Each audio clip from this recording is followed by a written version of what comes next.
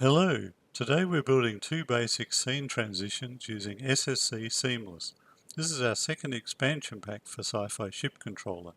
First you'll need to install Sci-Fi Ship Controller. For URP or HDRP, find those packages in the SRP folder.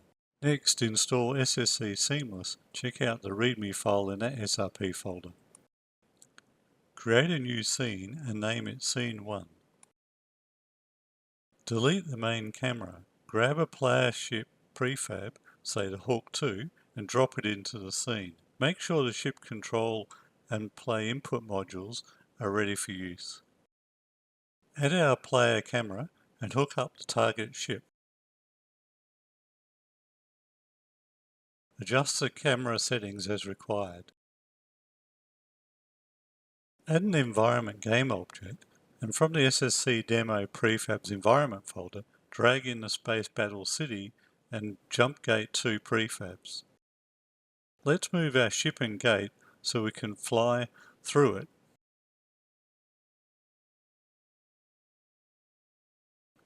We need a jump scene game object in every scene that we're jumping from and to. Hook up our ship camera.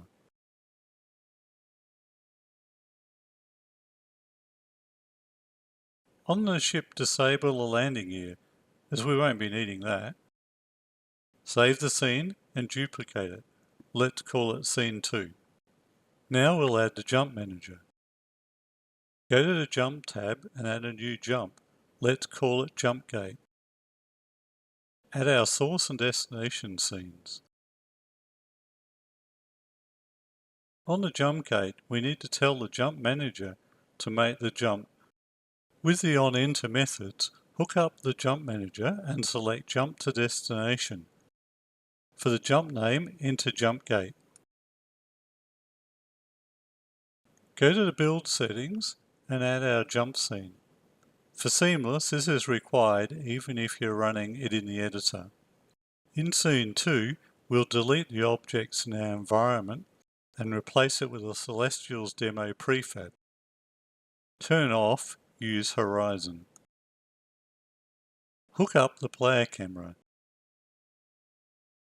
Add Scene 2 the build settings.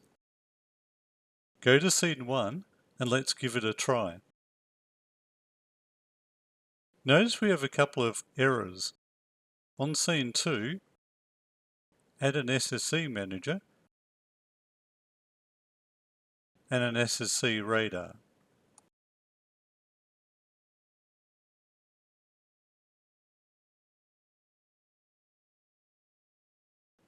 That's better. Now we're going to build a jump where we move the ship and camera from one scene to another. So create Scene 3,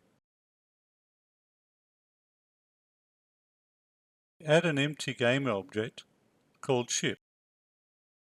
Add our Hawk 2 prefab.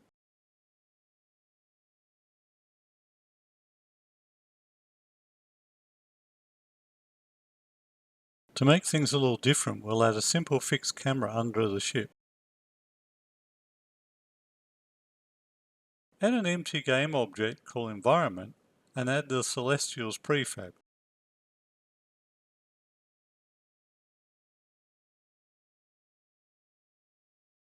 Hook up the camera from the ship.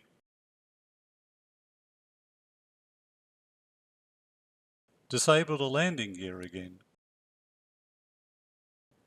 Add a jump scene game object to the root of the hierarchy again. We need to tell the Jump Manager about the camera.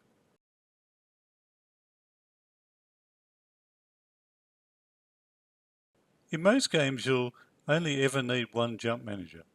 See the manual for more details, but here we're creating two self-contained setups, so for the tutorial we'll treat them separately. Add a jump called Space Jump between Scene 3 and 4.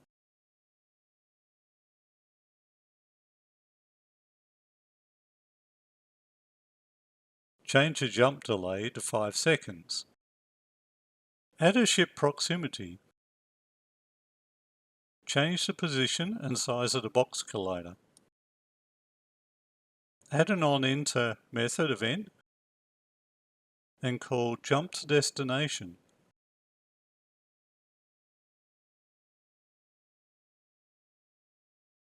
Tell the Jump Manager we want to include this game object. We'll initialize it and enable it for inclusion in the next jump. On our ship, we'll add an include helper.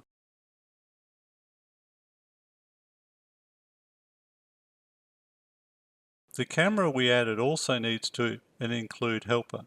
We select non-ship camera as it doesn't use a ship camera module. We don't want the position or rotation changed as it is a child of the ship, but we do want to update the celestials in the next scene. Add scene 3 to build settings. Create a new scene. Name it scene 4. In scene 4, we don't need a camera. Add a jump scene component. On the Transition To tab, and enable Move Includes. This tells the manager we want to include our include objects, like the ship, into this scene. Create an empty game object and call it Environment. Add the Celestials prefab. Change the number of stars to 600 and enable Randomize the star field.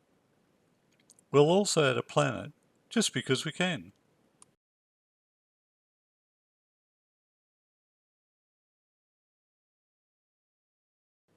Add scene 4 to the build settings. Open scene 3 and let's give that a try.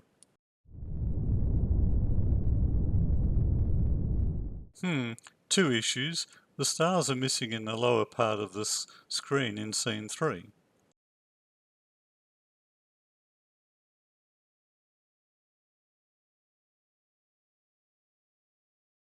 The celestial script in scene 4 tries to run before the camera is moving into the scene. We'll just disable initialize on awake for the celestials and let the jump manager initialize it for us. Okay, now we can do a build. Support us on Patreon to help us create more content, and thanks for watching.